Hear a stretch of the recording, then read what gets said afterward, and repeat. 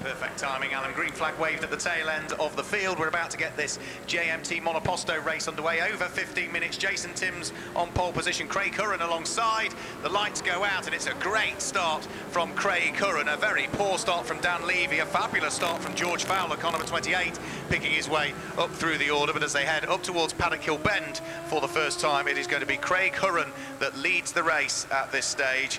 And, well, Jason Timms just didn't get off the line quite as quick as Craig Curran. Watch out for Jeremy Timms, car number 2, the Q8 Oils supported Dallara from the tail end of the field. Should make some pretty rapid progress in the early stages, but it's Craig Curran that is out front and leads the race.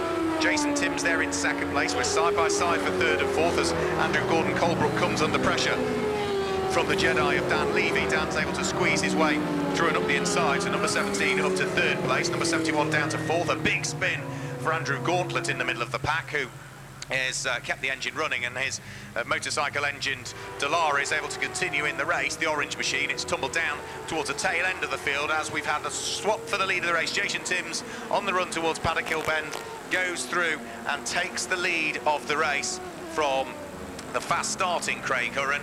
And as we look towards the exit of Druids Corner, those front two have pulled away substantively, haven't they, from the car that sits there in third place, which is the black and orange car of Dan Levy in third. Andrew Gordon-Colebrook sits there in fourth place. Fifth place is going to be Jonathan Reed, who's there in fifth place, another one of the Jedis. Completing the top 6 at this stage, it's car number 90, Richard Fours, with his Van Diemen RF97, that completes the top 6 at this stage. As for the progress of Jeremy Timms from the tail end of the field, I did say his progress would be reasonably rapid in the early stages. Well, I have a feeling as he's going to come through and over the start-finish line, it's probably been even more rapid than I expected, because I think he's going to be up to 10th position at the end of this lap. We'll wait for confirmation of that. Here he comes now through and over the start-finish line, and no, it's yes, it is. Yep, up to 10th position from the tail end of the field, car number 2, making some excellent progress indeed in the hands of the multiple Monoposto champion. Out front, though, it's Jason Timms that leads the race and is already starting to build a pretty impressive margin. 1.4 seconds was the lead advantage when he started this lap, that being the third lap of the race, but it looks as though it's grown yet further this time as over the start-finish line he goes. Another lap completed, another lap in which Craig Curran at the wheel of his Jedi Mark 6 seems to be falling away all of the time. Yeah, 4.1 seconds now is the gap, because Jason Timms is in a class of his own at 45.8 seconds. The next quickest lap is at 48.0. He's 2.2 seconds quicker than anybody else that's out there. I remember using that phrase before. For many years, Timms is in a class of his own. It's incredibly impressive, isn't it? But you do make a very valid point indeed. 4.1 seconds the advantage for Jason Timms in car number 3. Fastest lap of the race as well, 45.806. It's all in all very, very impressive. So car number 3, Jason Timms leads, 11 minutes and 50 seconds of the race remain. Martin Wright has retired his Dallara. The number 8 car stops at the end of the pit lane and is going no further, so that's it for him. As through and over the start-finish line, 5 laps completed and 6.6 seconds to the good is Jason Timms from Craig Curran, with Dan Levy still there in third place, just less than a second ahead of Andrew Gordon-Colebrook, who completes the top 4. As for the progress of Jeremy Timms, well, he's now up to 6th position. He started down in 20th. Well, that is massively impressive, and with what's still 11 minutes to go, let's have a look at his lap times. Jeremy Timms, 48.0, is certainly quicker than the next of the cars ahead. Thereafter, though, it's going to become slightly more difficult for him to try and gain some further places, as our race leader is now well and truly starting to catch up with the traffic. So through goes Jason Timms in the lead of the race, then the black car in the hands of Craig Curran. Number 33 there in second position, 7.8 seconds adrift. Where is Jeremy Timms? The number 2 car goes through now, and without traffic on that lap, 46.6 seconds, meaning that he's the fastest car out there. He's in 6th position. He's lapping 3 seconds quicker than the car ahead, so he might even gain another place the next lap through, and thereafter he might be able to pick up another few. I'm going to stick my neck out here and say 4th, possibly even 3rd for Jeremy Timms. And the important thing about that is clearly the repairs on the car after that clump with the pit wall this morning have all gone according to plan. That's perhaps the most important thing about it. He was keen to get an early start on the repairs of the car, wasn't he, to get the car airlifted back, if you like, back to the outer paddocks, and it really gained him about a quarter of an hour that he could make a start on the work. Well, clearly that work has done the trick, and the car is working well, and he continues to make his way up the order, just 0.3 of a second behind the number 88 car of Jonathan Reed now. Jonathan Reed in 5th place, Jeremy Timms in 6th place in car number 2, and Jason Timms continues to lead. His advantage now 7.4 seconds or thereabouts, and he's also got the fastest lap of the race with a 45.727 early on in the race on lap number 4. Under 10 minutes of the race remain now, 9 minutes and 20 seconds.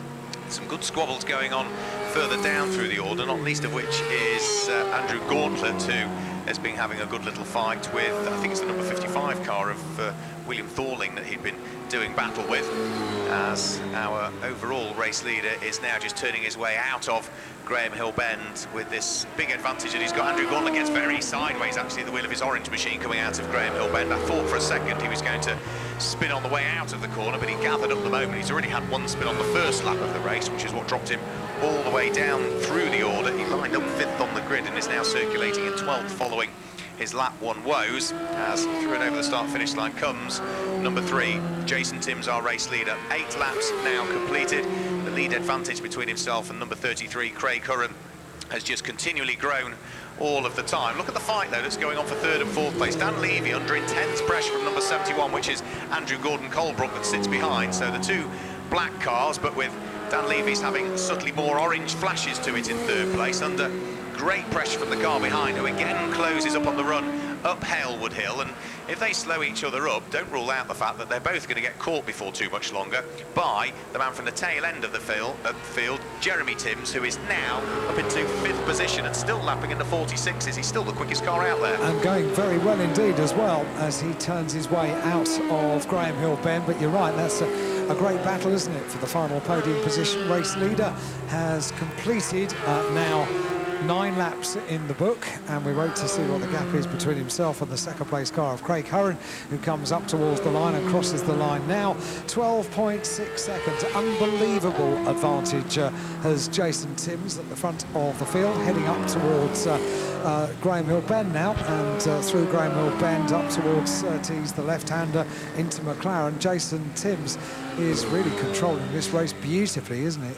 Leaving everybody else to have their own little battles down the order, the closest of which is the battle for 3rd place, as you rightly said, between Dan Levy and Andrew Gordon Colebrook in 4th place, with Jeremy Timms there in 5th place. 1.4 seconds the disadvantage from 5th to 4th at the end of the last lap. Jason Timms has come through and completed 10 laps now, 10 laps in the book. He heads up towards Druids, hoping that back markers play the game, but he's got a nice cushion to play with, hasn't he? If any of them are a little bit more awkward to get past, well, he's got plenty of time in which to make sure that he can get neatly past them. 14.3 seconds his advantage now. And just having a look at Jeremy Timms, who's already picked the pocket of Andrew Gordon Colebrook, so that means that Gordon Colebrook is now down into 4th position, and Jeremy Timms here has managed to squeeze his way through and past Dan Levy, who got boxed up behind a back marker there and has lost 2 places. He lost 1 to Jeremy Timms, he lost 1 to Andrew Gordon Colebrook, so poor old Dan Levy didn't do a great deal wrong there other than make the wrong choice when he got to the back marker. He started this lap in 3rd place, he's going to be down to 5th, and the car that started it in 5th is going to be up onto the podium spots. That's unbelievable, isn't it? Jeremy Timms up into a podium position, which is for me fantastic, because it means that we can hear about what happened this morning, because we've not yet been able to quite find out about that, have we? So we can find out the story, we can find out the story of the repair, and then we can find out the story of the race, if we have enough time before our next race gets underway. I shall do my level best. at the moment, I haven't got a huge amount of questions for Jason Timms. There's not much to ask about a race that is blue perfect, is there? It has been perfect, hasn't it, so far? Pulling away to the tune of, on average, 1.5 seconds a lap it was. He's just gone through again, completed lap number 12, and has this colossal advantage between himself and the number 33 Jedi in the hands of Craig Hurren, which only now is about to head into sight over the start-finish line. So there he goes, and look at the car that is that close to him. It's a 45.8 second lap from the car in third place, Jeremy Timms. Well, it was a 48.6 second lap from Craig Hurren. Jeremy Timms could make it a Timms 1-2 here at the end of this. Could well do, and that would be a quite remarkable race by each of them, but for different reasons. Yeah. The dominance of Jason Timms at the front of the field has been mightily impressive. The march through the field by Jeremy Timms in a repaired car from this morning is equally impressive. Here we go then, Jeremy Timms in third place at the conclusion of lap number 12, and already Jason Timms has completed now lap number 13. Hurren in second, Timms in third. As they go over the start-finish line, and yeah, he's absolutely on the gearback box, isn't he now, of the second-place car of Craig Hurren, who is going to have to defend this time running up Halewood Hill, moves the car quite rightly so over to the right-hand side of the circuit, but then leaves the door open again all of a sudden, and well, Jeremy Timms is through. He's up to second from the last on the grid. Made it far too easy for him, didn't he? The door was, as you say, open wide, and when you've got a driver on a run like Jeremy Timms through the field, he doesn't really need a second chance of asking. So straight the way through, it is a Timms 1-2. Unbelievable. Yeah, it really is great to see both of them out there going so superbly well. We did see a Timms 1-2 at Alton Park in the Moto 1400 class at the beginning of the season, but as they go over the start-finish line now, there goes number 2, Jeremy Timms, now safely in his second place. Number 33, which is Craig Hurren's there in third position. Andrew Gordon-Colbrook, number 71's there in fourth position. Then it's number 17, Dan Levy, in fifth place, and completing the top 6 is a long way back before we get the sixth place car. That's almost that sort of yellowy lime green coloured Jedi Mark 6 in the hands of number 88, Jonathan Reed, who only now heads over the start-finish line in sixth position. As for class leaders at this stage, well, leading the race overall and leading the Moto 1400 class is Jason Timms. Number 33, Craig Hurren, leads the Moto 1000 class in third position at this stage. Look down to 8th place, car number 90. That's the Moto 1800 class leader, Richard Fours rather. Down in 10th position, car number 7 leads Mono 1600, which is Jeff Byrne, and you have to go even further down through the order then to pick up the next of the class leaders. So they're your relative class leaders. We've got, what, 2.5 minutes of the race still to go? We have, and it's Timms, the top 2, 15 laps in the book, 18.9 seconds the advantage that Jason has over Jeremy, and Hurren completes the top third. Craig Hurren is some 1.7 seconds behind Jeremy Timms. Now Jeremy's got through. Jason goes through, and still dealing, of course, as ever they do in monopostos, with back markers, but he's come through and completed 16 laps. Now let's wait for Jeremy to come through and break the timing beam in second place and see what the disadvantage is for him. 19.7 seconds, so lapping a little bit slower than Jason on that last lap. So Timms and then Hurren complete the top 3. It's the top 3 that we'll have down there on the podium. There'll be class winners appearing on the podium for photograph shots without doubt, but just the top 3 that we'll be having a chat to at the end of this, and the checkered flag will appear in about a minute and a half. Yeah, absolutely. So through goes Jason Timms onto what I suspect will be his penultimate lap this time through. It may well be, he might be able to squeeze 3 out of it, including the one he's just started, but with some traffic that he needs to deal with on this lap, that will tend to slow his pace a shade, and therefore I suspect he's going to be heading on to his last lap next time through. There are problems. The arm is being held aloft for what looks like one of the slowing cars down the back straight. That's car number 12, Philip Davis, with his Van Diemen RF98, that's got some issues, and yeah, hand aloft, some telltale smoke coming from the tail end of that car, so he utilises the back entrance to the pit lane to pull the car off and out of harm's way at the end of the Cooper Straight. Race leader is about to come over the start-finish line, and with 48 seconds remaining, it was a slower lap, so he's now onto his final lap of the race. All remains the same. Firm of accountants, isn't it? Timms and Hurren. It's quite nice when you've got that sort of advantage that you can afford to really control the pace at the front of the field, which is exactly what Jason Timms is able to do. He could really control how many more laps he had in the race as he heads down through Graham Hill Bend onto the Cooper Straight. A little bit of a wiggle from the car as the power is put down along the Cooper Straight up towards Surtees, and then McLaren into the right-hander, the final few turns, and goodness me, a huge amount of smoke comes from the back of the car around Clearways up towards Clark Curve. A huge amount of smoke, a plume of smoke from the car when you've just got to nurse it around the final couple of turns. Unbelievable, absolutely unbelievable. Will it make it to the line, or will Jeremy Timms take the win?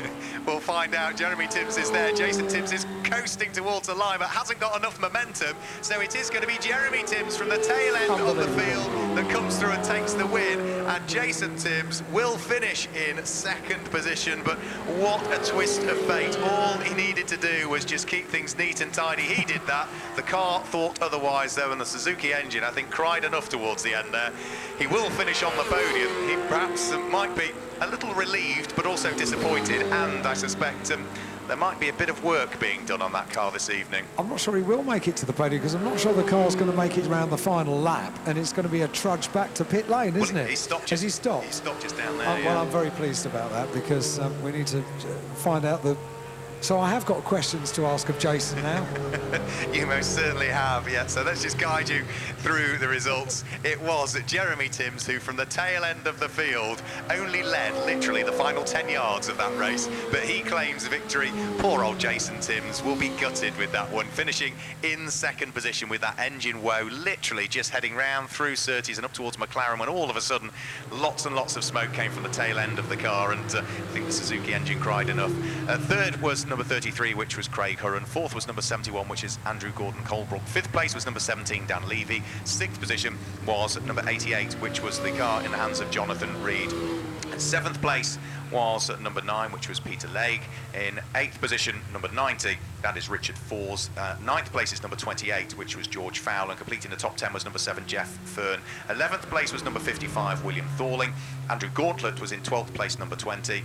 Then in 13th place, it was Kevin Bottomley, number 67. 14th place to number 47, David Jones. Doug McClay was 15th, car number 81. 16th was number 63, which was Simon Hare. 17th was number 62, Peter O'Regan, and he is the last of the cars that took the checkered flag, because the rest of them we lost somewhere throughout the course of that race. I don't think we are going to see Jason Timms on the podium, because he's sitting behind the wheel of the car still, and the D&G recovery unit is on hand ready to scoop him up, Alan. So I think those questions, you might just have to hit the pause button on them. Perhaps, fingers crossed, when we see him on the podium, you can raise the question tomorrow. And two drivers make their way off the podium. I've been very nice to you, Stephen, been very nice to you all day. I know you've only got 3, I know what you're indicating, and I agree with every word that you have to say to me. 2 drivers we will have. Maybe we'll get Jason having made his way. I think the car has been recovered, so whether Jason has gone with the exploded car, or whether he's going to make it up to the podium to join in celebrations, which are going to be proper celebrations as well for Jeremy Timms after the disappointment that he experienced this morning. It's quite the opposite for this afternoon. Elation, having taken the win after just the final couple of turns. You can afford yourself a smile, Jeremy. I tell you, goodness me. I think we've only got 2 drivers. Jason has gone to the outer paddock, so let's get drivers on the podium in reverse order. So in 3rd place, Craig Hurren onto the podium. Thank you, Craig. Thank you very much indeed. Well done to him. Makes his way onto the 3rd step of the podium. And on the top step of the podium, for the very back of the grid, grid. Jeremy Timms, well done, Jeremy. Congratulations, makes his way onto the top step of the podium and takes a bottle of I Heart Brazil champagne, which is one to savour, I have to tell you. And there they are on the podium. Should we have a photograph of the two of you together on the top step of the podium? That's it. And I'll get a very quick word. We need to be reasonably quick, Jeremy. Yeah, the highs and lows of motorsport. Bob down and have a chat to me, because this morning, disappointment. You wanted the car back to the lower paddock as soon as possible, didn't you? I did. There was quite a bit of work, actually. I kissed this pit wall, and there's the front right and the rear right, sorry, suspension gone. So that was a bit of a mad panic to get out on the grid, really. You got it all done. I bet you didn't think you could win, but those last couple of corners, you saw it all unfold in front of you. Well, I knew I'd struggle catching Jason at any rate. If he had a clear out, I don't think I'd have caught him, and I stalled it on the line to start off with as well, and I thought, I've got no chance. And then when I come around this time, I thought, that's Jason. I thought, oh dear. Yeah. What an amazing story it was, Craig. You saw it as well, didn't you? I did, yeah. It was a hard race, actually. It looked quite easy, but it was actually really hard. And I saw Jason coming rather quickly, and then Jeremy as well, and I was like, get out of the way as quick as I can. So. It's good that you finished up on the podium. Well done. Congratulations, guys. We're about to get racing back underway, but I'm jolly pleased that I was able to speak to the winner, Jeremy Timms, and third place, Craig Curran.